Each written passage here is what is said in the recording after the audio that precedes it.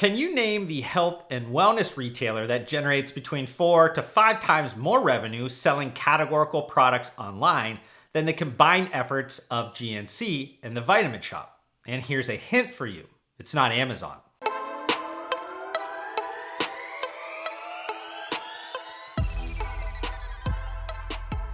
Since the bulk of my audience is located within the United States, I'm going to assume that iHerb probably wasn't the first health and wellness online retailer that popped into your head. So despite its massive multi-billion-dollar success, iHerb isn't widely known in the US market, mostly because the vast majority of its commercial activity happens internationally. But before blooming into a global powerhouse, iHerb began almost 3 decades ago as a Yahoo store selling St. John's wort supplements online. And after the founder forgot to disable the international orders feature when the website launched, iHerb started getting orders from countries like South Korea. But rather than turning off the feature, iHerb decided to start fulfilling them. And as sales started to grow, iHerb opened its first fulfillment center in 2002, marking the beginning of a strategic expansion that will soon include 9 state-of-the-art logistics operations across the United States, Asia, and the Middle East. And because of its relentless focus on revolutionizing logistics solutions, iHerb can serve the health and wellness needs of customers located in 180 countries, maintaining an average global shipping time of less than 5 days and offering free shipping in 80 countries. Moreover, iHerb strives to create a localized shopping experience by translating its shopping platform into 22 languages and accepting more than 80 different currencies. Furthermore, iHerb has expanded its online marketplace's presence, reaching more consumers worldwide through 25 digital stores on platforms like Amazon, Tmall, Rakuten, and Coupang. But beyond online marketplaces, iHerb is leveraging social commerce on platforms like TikTok to successfully connect with a new generation of customers who value convenience, authenticity, and direct access to popular trending wellness products. And despite offering a product selection of more than 50,000 SKUs with an increasingly larger share of culturally diverse products, iHerb sustains an inventory turnover rate averaging 8.1 times per year. But speaking of products, along with the more than 1,000 reputable health and wellness brands sourced, iHerb introduced private label products in 2009, which has now grown to about 1,000 total SKUs spanning supplements, beauty, personal care, and even the grocery category. But after a 22-year-long journey from selling a single supplement product to becoming a global leader in the health and wellness industry, iHerb surpassed $1 billion in annual sales. And while that was an enormous accomplishment, it only took iHerb 6 more years to reach $2 billion in annual sales. In fact, iHerb exceeded $2.4 billion in net sales last year, reflecting a year-over-year growth of 14.5%. And this all-time high sales effort for iHerb was fueled by robust customer demand, with the online retailer fulfilling an impressive 37 million orders to 180 countries. Additionally, last year's iHerb anniversary sale in September set new company records for net sales, new customer acquisition, gross profit, and adjusted EBITDA. The month-long promotional event generated approximately $250 million in net sales, with 34 international markets each exceeding $1 million in sales, cementing its status as a premier global sales event. But what about growing awareness and the strategic game plan to grow commercial results within the US market?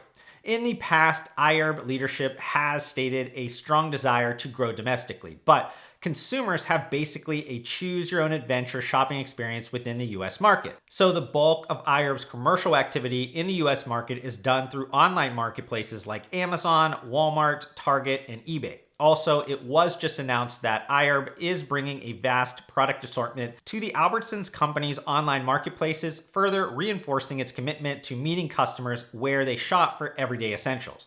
Additionally, compared to most international markets, US consumers have way more access to information and are more educated about health and wellness subject matter. So while the recent launch of iHerb Wellness Hub could be helpful domestically, its strongest value creation is with customers outside of the US market that don't have access to as much health and wellness information. And then for this final portion of the content, I want to briefly share my professional experience with iHerb, but more importantly, provide a helpful geographical expansion strategic framework that includes how to best leverage iHerb for all my brand operators within the intersecting functional CPG categories. But I was initially introduced to iHerb in 2011 when handling a variety of business functions at the hypergrowth sports nutrition startup brand Muscle Farm that included management of large corporate accounts and international sales. But it probably wasn't until Eric Metz joined as the sports nutrition buyer and categorical manager in the mid 2010s, combined with several of my consulting clients at the time needing deeper commercialization support, that my appreciation for iHerb's value within an integrated global sales channel strategy grew immensely. But a lot has changed over the past decade, starting with the fact that American supplement brands can no longer easily dominate international markets with its distinct cultural narratives. And while many pundits will point to a resurgence of regional and local identities across geographies as the culprit, I'm blaming something inversely related to that consensus perspective. Even in an era of heightened nationalism and trade protectionism, social platforms and online marketplaces have made what's trending, what gets attention, and ultimately what sells a borderless decision. So while the internet opened infinite opportunities, homogenization from global connectivity also minimized a substantial competitive advantage of American supplement brands expanding internationally. And while there's an immense amount of constantly changing internal and external nuance surrounding how best to expand internationally right now,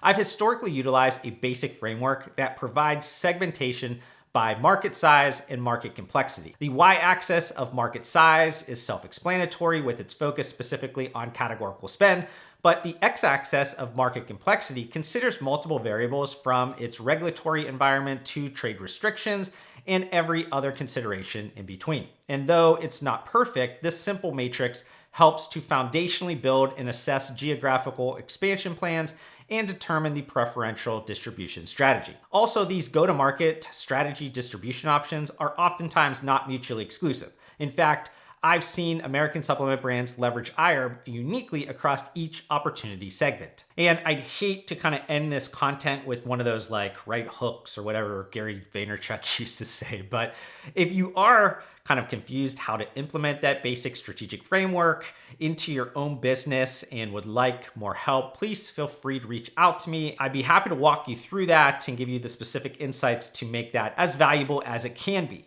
But I hope you enjoyed the first principles thinking that went into my latest YouTube video. If you did, can you do me a favor by hitting that like button? That quick and free action helps YouTube know my content is worth spreading to more people. Also, we're getting really close to reaching my next subscriber goal, and it would be great if you join me on this journey.